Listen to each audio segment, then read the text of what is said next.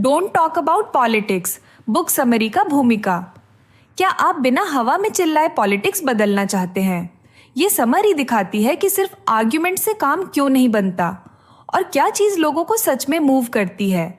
आप जानेंगे कि हमारी आम पॉलिटिकल बातें अक्सर फेल क्यों हो जाती हैं, लोग असल में कैसे सोचते हैं और अपना मन बदलते हैं, और वो सिंपल सोशल मूव्स कौन से हैं जो असली पावर बनाते हैं। मैं आपको आसान प्रैक्टिकल एक्शंस और उस तरह के रिलेशनशिप्स के बारे में बताऊंगा जो प्राइवेट व्यूज़ को पब्लिक चेंज में बदल देते हैं। आपको क्लियर एग्जाम्पल्स मिलेंगे कि ऑनलाइन फाइट्स में फंसने के बजाय क्या करें, साथ ही अपनी कम्युनिटी को रोज़मर्रा की ज़िंदगी में इन्फ्लुएंस करने के लिए एक सीधा साधा रोड मैप भी मिलेगा। मेरे साथ बने रहिए और आपको ऐसे टूल्स मिलेंगे जिनसे आप ज़्यादा इफेक्टिव बन पाएंगे, लाउडर नहीं, और एक ऐसा पॉलिटिकल चेंज ला पाएंगे जो टिकाऊ हो। Welcome to politics Hindi book summary episode 7। इस एपिसोड में हम जिस किताब की सामग्री पर चर्चा करेंगे वह 2025 साल में प्रकाशित हुआ है। किताब का नाम है don't talk about politics, how to change 21वीं सदी के दिमाग। यह किताब का लेखक है सारा स्टेन लुब्रानो।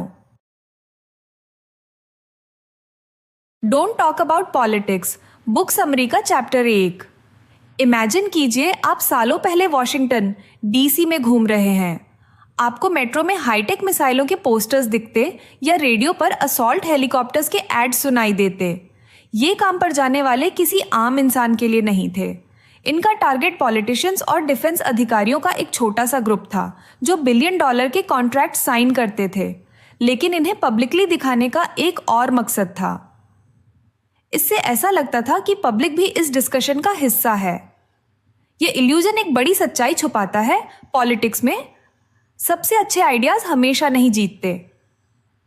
एक सदी से भी ज्यादा समय से लोग मार्केट प्लेस ऑफ आइडियाज में विश्वास करते आए हैं। यह विश्वास की एक खुली डिबेट अपने आप सच्चाई तक ले जाएगी। सुप्रीम कोर्ट के फैसलों, टेक लीडर्स और यहाँ तक कि कल्चरल ट्रेडिशंस ने भी इसे प्रमोट किया है। लेकिन रिसर्च कुछ और ही दिखाती है। ज्यादातर लोग दूसरी साइड को सुनने के बाद अपने पॉलिटिकल बिलीफ्स नहीं बदलते हैं। हमारा दिमाग उन चीज़ों को फिल्टर कर देता है जो हमें पसंद नहीं है।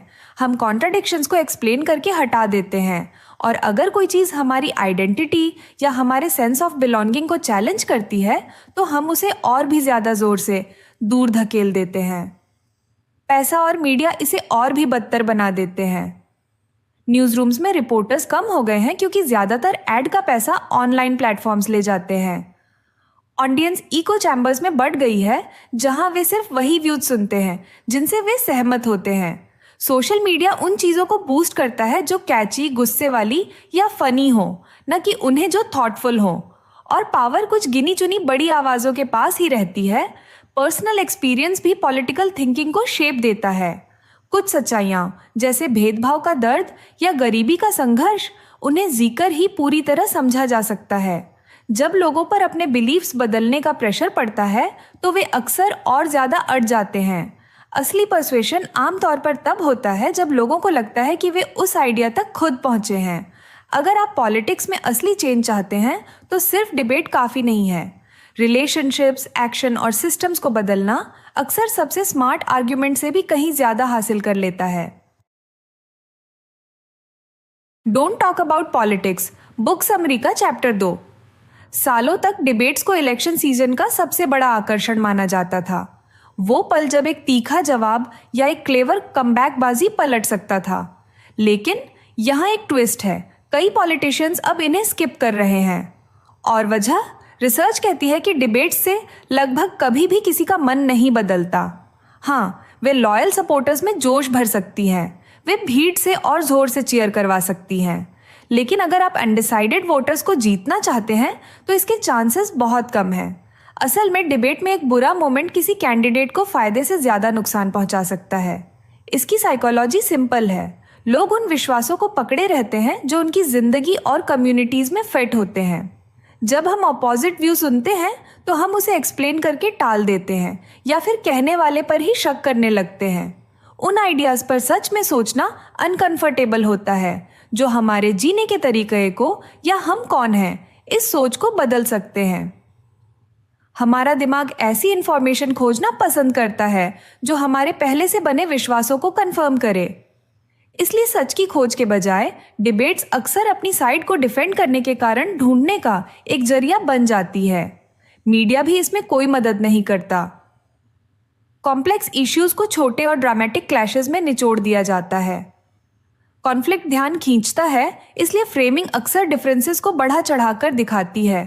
इससे कमजोर आर्ग्यूमेंट्स भी मजबूत आर्ग्यूमेंट्स के बराबर लग सकते हैं, जैसे क्लाइमेट चेंज डिनायल के मामले में होता है। कभी कभी डिबेट्स नुकसान पहुंचाने वाले आइडियाज को भी बिना वजह की स्पॉटलाइट दे देती है, और कुछ मामलों में वे पहले से पावर में बैठे लोगों को प्रोटेक्ट करने के लिए डिजाइन की जाती है, ओपन दिखने के लिए, लेकिन हासिल कुछ नहीं होता। अगर लक्ष्य पर्सुएशन है तो डिबेट सबसे अच्छा टूल नहीं है। वे उन लोगों को एनर्जाइज करने के लिए बेहतर काम करती हैं जो पहले से ही सहमत हैं। असली बदलाव कोएलिशन बनाने, प्रॉब्लम को रीफ्रेम करने और ऐसे लोगों को ढूंढने से आता है जो आपकी दिशा में एक कदम उठाने को तैयार हो। और डिबेट्स की ही तरह प्रोटेस्ट्स का भी सबसे बड़ा असर अक्सर हिस्सा लेने वाले लोगों पर ही होता है, जो आगे की लड़ाइयों के लिए उनके संकल्प को मजबूत करता है। Don't talk about politics book summary का चैप्टर 3। अगर आप कभी किसी बड़े प्रोटेस्ट के बीच में खड़े हुए हैं तो आप उस फाइलिंग को जानते हैं। हवा में नारे, म्यूजिक और आवाजें गूंज रही होती हैं। एक एनर्जी की लहर होती है, एक यूनिटी का एहसास, शायद उम्मीद भी। लेकिन आपके मन के किसी कोने में आप शायद सोचते होंगे, क्या पावर में बैठा कोई सुन भी रहा है? रिसर्च कहती है ज्यादातर मामलों में वे नहीं सुन रहे होते। बड़े डेमोन्स्ट्रेशन से सरकारी पॉलिसी शायद ही कभी बदलती है, खासकर तब जब लीडर्स पब्लिक ओपिनियन से ज्यादा अमीर डोनर्स की परवाह करते हैं। यहाँ तक कि जो प्रोटेस्ट्स सड़कें भर देते हैं और न्यूज़ पर छाए रहते हैं, वे भी अक्सर पब्लिक ओपिनियन को ज्यादातर अनचेंज्ड ही छोड़ देते हैं। और जब एटीट्यूड्स बदलते भी हैं तो यह बदलाव आमतौर पर शॉर्ट लिव्ड होता है। जैसे ही मूवमेंट का मोमेंटम कम होता है, यह फेड हो जाता है। लेकिन यहाँ एक सरप्राइजिंग बात है, प्रोटेस्ट्स कुछ बड़ा ज़रूर बदलते हैं। वे उन लोगों को बदलते हैं जो उनमें हिस्सा लेते हैं। जो लोग वहाँ आते हैं वे अक्सर ज़िंदगी के प्रति एक अलग आउटलुक के साथ लौटते हैं। उनके करियर चॉइसेस, रिलेशनशिप्स और सेंस ऑफ एजेंसी सालों तक शेप हो सकते हैं। साइकोलॉजिस्ट्स इसे बायोग्राफिकल इम्पैक्ट कहते हैं। ऐसा इसलिए होता है क्योंकि जब आप किसी कॉज के लिए अपना टाइम, एफर्ट या यहाँ तक कि रिस्क भी इन्वेस्ट करते हैं तो आपके बिलीव्स नेचुरली आपके एक्शन से मैच करने के लिए शिफ्ट हो जाते हैं। ये सिर्फ प्रोटेस्ट्स के बारे में नहीं है। यही वजह है कि फॉर्मर मिशनरीज अपने फेथ के प्रति कमिटेड रहते हैं, या क्यों नए मेंबर्स एक मुश्किल इनिशिएशन के बाद लॉयल बने रहते हैं। एक्शन बिलीफ को मजबूत करता है। कभी कभी लोग उन सिस्टम्स को डिफेंड करने के लिए अपनी सोच को भी अडेप्ट कर लेते हैं जो उन्हें नुकसान पहुंचाते हैं, सिर्फ इसलिए क्योंकि उन्होंने उन सिस्टम्स में इन्वेस्ट किया होता है। इसीलिए जो मूवमेंट्स टिकाऊ बदलाव चाहते हैं उन्हें लोगों को एक्ट करने के लिए मीनिंगफुल तरीके देने चाहिए, सिर्फ एक दिन की मार्चिंग नहीं। फूड को ऑप बनाने, किसी लोकल कैंपेन को ज्वाइन करने या छोटी लेकिन असली पॉलिसी विंस के लिए जोर लगाने से ही लोग स्किल्स, नेटवर्क्स और सिस्टम्स कैसे काम करते हैं इसकी गहरी समझ हासिल करते हैं। सोशल मीडिया भीड़ इकट्ठा करना आसान बना सकता है, लेकिन क्विक पार्टिसिपेशन का मतलब अक्सर क्विक फेडिंग भी होता है। सबसे मजबूत बदलाव तब होता है जब इन्वॉल्वमेंट कम नहीं बल्कि ज्यादा की मांग करता है। अगर आप लोगों का मन बदलना चाहते हैं तो आप जिंदगी बदलकर शुरुआत करते हैं, लोगों को किसी कॉज से ऐसे तरीकों से जोड़कर जो खुद प्रोटेस्ट से भी ज्यादा टिके। Don't talk about politics book summary का चैप्टर 4। उस आखिरी बार के बारे में सोचिए जब आपके पॉलिटिकल व्यूज बदले थे। चांसेस हैं ऐसा इसलिए नहीं हुआ क्योंकि किसी अजनबी ने आपसे कोई आर्ग्यूमेंट जीत लिया था। ये शायद किसी ऐसे इंसान की वजह से हुआ होगा जिसे आप पहले से जानते थे, जिस पर आप भरोसा करते थे। रिसर्च दिखाती है कि हमारे सबसे करीबी रिलेशनशिप्स अक्सर हमारे विश्वासों को डिबेट से कहीं ज्यादा शेप करते हैं।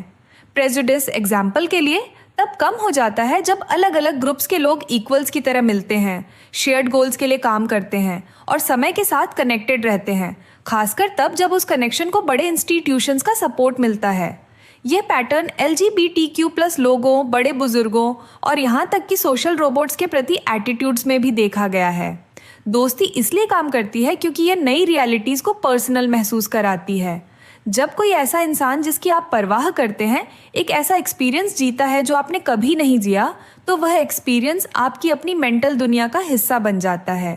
इसीलिए सिर्फ एक गे या लेस्बियन दोस्त को जानने से कई अमेरिकन्स ने मैरिज इक्वालिटी पर अपने स्टैंड पर दोबारा सोचा, जिसने यूएस हिस्ट्री में पब्लिक ओपिनियन में सबसे तेज बदलावों में से एक को ड्राइव किया। ये बदलाव आमतौर पर डायरेक्ट पर्सुएशन से नहीं होते हैं। स्टूडेंट्स के साथ रहने की स्टडीज में पॉलिटिकल ओपिनियंस रातों रात नहीं बदले, लेकिन पॉलिटिक्स में इंटरेस्ट तेजी से बढ़ा जब दोस्त पॉलिटिकली एक्टिव थे। बात करने, शेयर करने और एक साथ मौजूद रहने से लोगों को अपने व्यूज बनाने का कॉन्फिडेंस मिला, और कभी कभी ऐसे एक्शंस लेने का भी जो वे अकेले नहीं लेते। इसीलिए मूवमेंट्स तब और मजबूत होते हैं जब दोस्त उनमें शामिल होते हैं। प्रोटेस्ट्स, वोटिंग ड्राइव्स या एक्टिविज्म कैंपेन्स सबसे अच्छा तब काम करते हैं जब लोग किसी ऐसे इंसान के साथ पार्टिसिपेट करते हैं जिसे वे पहले से जानते हैं। एक डीप कैनवेसिंग भी है, एक ऐसा मेथड जो पर्सनल स्टोरीज, पेशेंट लिसनिंग और डाउट के लिए स्पेस का इस्तेमाल करता है। यह उस तरीके को मिरर करता है जैसे दोस्त बात करते हैं। ये कन्वर्सेशंस ट्रस्ट बनाती हैं, जिससे दुनिया को दूसरे पर्सपेक्टिव से देखना और असल में अपना मन बदलना आसान हो जाता है। इंडिपेंडेंट थिंकिंग ज़रूरी है, लेकिन आज की इंटरकनेक्टेड दुनिया में अच्छी रीजनिंग अक्सर शेयर्ड रीजनिंग होती है। अगर आप किसी इश्यू को समझना चाहते हैं या किसी और को समझने में मदद करना चाहते हैं, तो डिफरेंसेस के बावजूद जेन्युइन रिलेशनशिप्स बनाना शायद आपके पास सबसे पावरफुल टूल हो सकता है। लेकिन दोस्ती को भी बढ़ने के लिए सही स्पेसेस की ज़रूरत होती है। जो सिस्टम्स और एनवायरनमेंट्स लोगों को एक साथ लाते हैं, वे हमारी सोच से कहीं ज़्यादा मायने रखते हैं। Don't talk about politics, book summary का चैप्टर 5। अक्टूबर 2022 में इलॉन मस्क ने ट्विटर को $44 बिलियन में खरीद लिया। उन्होंने कहा कि यह फ्री स्पीच को प्रोटेक्ट करेगा और एक डिजिटल टाउन स्क्वायर की तरह काम करेगा। लेकिन कुछ ही हफ्तों में चारों तरफ केओस फैल गया। बड़े पैमाने पर लेऑफ्स, ऑफिस के सख्त नियम और इस्तीफों की लहर के बाद लगभग 80% स्टाफ जा चुका था। टेक्निकल ग्लिचेस दिखने लगे, सिक्योरिटी होल्स और चौड़े हो गए, नियम रातों रात बदल गए। मस्क ने एक छोटे से ऑनलाइन पोल के बाद डोनाल्ड ट्रंप का अकाउंट रीइंस्टेट कर दिया। खबरों के मुताबिक सुबह 2:30 पर उन्होंने अपने ट्वीट्स को बूस्ट करने के लिए ट्विटर का एल्गोरिदम बदल दिया। पॉलिटिकल एड्स वापस आ गए, हेड स्पीच बढ़ गई, झूठी जानकारी फैलने लगी, एडवर्टाइजर्स चले गए और रेवेन्यू कथित तौर पर 8% तक गिर गया। लाखों यूजर्स के लिए यह एक शेयर्ड सिविक स्पेस को खोने जैसा था, एक ऐसा स्पेस जो आम लोगों के अनपेड लेबर, क्रिएटिविटी और कनेक्शंस पर बना था। लेकिन जो चीज़ असल में खोई थी वह सिर्फ एक वेबसाइट नहीं थी, वह था इंफ्रास्ट्रक्चर। इंफ्रास्ट्रक्चर सिर्फ सड़कें या पुल नहीं है, ये वो सिस्टम्स हैं जो ये तय करते हैं कि हम कैसे रहते हैं, हम क्या जानते हैं और हम किससे कनेक्ट हो सकते हैं। पब्लिक लाइब्रेरीज, पार्क्स, स्कूल्स, ये सभी इंफ्रास्ट्रक्चर के रूप हैं और ये कभी भी न्यूट्रल नहीं होता। जो भी इसे कंट्रोल करता है वही तय करता है कि कौन पार्टिसिपेट करेगा, किसकी आवाज़ सुनी जाएगी और कौन सी इंफॉर्मेशन आज़ादी से बहेगी। जब एक बिलियनियर के पास ये पावर होती है तो सिस्टम उनके अपने इंटरेस्ट्स और सहयोगियों की तरफ झुक जाता है। ट्विटर के साथ भी ठीक यही हुआ। कुछ ही महीनों में डिस्कशन के लिए एक पब्लिक स्पेस के रूप में उसकी भूमिका को एक प्राइवेट एजेंडा में फिट करने के लिए रीशेप कर दिया गया। एक हेल्दी डेमोक्रेसी को मजबूत पब्लिक डिस्कोर्स इंफ्रास्ट्रक्चर की ज़रूरत होती है। Media, education and online platforms जो कॉमन गुड के लिए डिज़ाइन किए गए हों। ये पब्लिक ट्रांसपोर्ट, कम्युनिटी स्पेसेस और स्कूल्स जैसे सोशल इंफ्रास्ट्रक्चर पर भी डिपेंड करता है जो लोगों को डिफरेंसेस के बावजूद एक साथ लाते हैं। और इसे ऐसे रिसोर्सेज की ज़रूरत होती है जो लोगों की एक्ट करने की क्षमता को बढ़ाते हैं। अफोर्डेबल हाउसिंग, फ्री टाइम और मोबिलिटी। जब ये सिस्टम्स प्राइवेटाइज हो जाते हैं तो वे सबकी सेवा करना बंद कर देते हैं। मस्क के टेकओवर ने दिखाया कि शेयर्ड इंफ्रास्ट्रक्चर को कितनी जल्दी पब्लिक इंटरेस्ट के खिलाफ किया जा सकता है। अगर हम एक ऐसा समाज चाहते हैं जो अपने भविष्य के बारे में एक साथ सोच सके, तो हमें इन सिस्टम्स को रिक्लेम करना होगा और उन्हें हम सबकी सेवा के लिए फिर से बनाना होगा। Don't talk about politics, book summary का चैप्टर 6। लोगों से ज्यादा समय दूर बिताने पर कुछ सटल होना शुरू हो जाता है। शुरू में तो बड़ा सुकून मिलता है, कोई स्मॉल टॉक नहीं, कोई क्राउडेड रूम्स नहीं, बस आप और शांति। लेकिन धीरे धीरे सोशलाइजिंग भारी लगने लगता है। आप मीटअप्स अवॉइड करते हैं, आप रिप्लाईज में देरी करते हैं। जब प्लान्स कैंसिल हो जाते हैं तो आप मन ही मन खुश होते हैं। रिसर्चर्स के पास इसके लिए एक नाम है, सोशल एट्रोफी। यह तब होता है जब आपके ब्रेन के वो सिस्टम्स कमज़ोर होने लगते हैं जिन्हें आप दूसरों से कनेक्ट करने के लिए इस्तेमाल करते हैं। बिना प्रैक्टिस के आपकी फेशियल क्यूज़ पढ़ने, इमोशंस को रेगुलेट करने और एंगेज्ड रहने की एबिलिटी फेड हो जाती है। ब्रेन स्कैन्स मेमोरी, एम्पैथी और जजमेंट से जुड़े एरियाज में कम वॉल्यूम दिखाते हैं। आप ज़्यादा एंशियस महसूस करने लगते हैं, आप लोगों पर कम भरोसा करते हैं, आप शायद हानि रहित एक्शंस को भी थ्रेट्स की तरह गलत समझ सकते हैं। और आप जितना कम कनेक्ट करते हैं, दोबारा कनेक्ट करना उतना ही मुश्किल हो जाता है। एक ऐसा लूप जो खुद को ही फीड करता है। ये सिर्फ एक पर्सनल इश्यू नहीं है, ये पॉलिटिक्स को भी शेप देता है। Political thinking relationships, shared experiences और ट्रस्ट से बनती है। जब कम्युनिटीज टूट जाती हैं तो लोग दूसरे व्यू पॉइंट्स को देखने में स्ट्रगल करते हैं। वे को ऑपरेट करने के लिए कम तैयार होते हैं। आइसोलेशन से सिविक पार्टिसिपेशन कम हो जाता है। यह लोगों को पोलराइजेशन और अथॉरिटेरियन आइडियाज़ के प्रति और ज़्यादा वल्नरेबल भी बना देता है। सोशल एट्रोफी क्यों बढ़ रही है? सालों की इकोनॉमिक इनइक्वालिटी, गायब होते पब्लिक स्पेसेस और प्राइवेटाइजेशन ने उन जगहों को ख़त्म कर दिया है जहां लोग नेचुरली मिलते थे। Parks, libraries, cafes, community centres. Remote work और टेक्नोलॉजी अक्सर इन इंटरैक्शंस को बढ़ाने के बजाय उन्हें रिप्लेस कर देते हैं। हिस्ट्री हमें कुछ ज़रूरी बताती है। मजबूत सोशल स्पेसेस ने बड़े पॉलिटिकल मूवमेंट्स को पावर दी है। सिविल राइट्स एरा के दौरान church, barber shops and community halls ऐसे हब्स थे जहां एक्शन के साथ साथ ट्रस्ट भी बढ़ा। आज उन फेस टू फेस स्पेसेस में से कई को कमज़ोर ऑनलाइन नेटवर्क्स ने रिप्लेस कर दिया है। अगर हम हेल्दी पॉलिटिक्स चाहते हैं तो हमें उन स्पेसेस और रूटीन्स को फिर से बनाना होगा जहां लोग मिलते हैं, बिलोंग करते हैं और एक साथ काम करते हैं। उनके बिना हमारी कलेक्टिव रीजनिंग फेड हो जाती है और वे सोशल मसल्स भी कमज़ोर हो जाते हैं जिनकी ज़रूरत हमें लोगों का मन बदलने के लिए होती है। Don't talk about politics, book summary का निष्कर्ष। इस किताब से आपने जो सीखा है वह सिंपल लेकिन पावरफुल है। सारा स्टीन लुब्रानो दिखाती है कि सबसे स्मार्ट आइडिया हमेशा नहीं जीतता। बड़ी स्पीच, फ्लैशी डिबेट्स और बड़े मार्च उन लोगों को मूव कर सकते हैं जो पहले से सहमत हैं, लेकिन वे उन लोगों का मन शायद ही बदलते हैं जो सहमत नहीं हैं। असली बदलाव छोटी, लगातार होने वाली चीज़ों से आता है। दोस्ती, शेयर्ड एक्शन और रोज़मर्रा की वे जगह हैं जहां लोग मिलते हैं।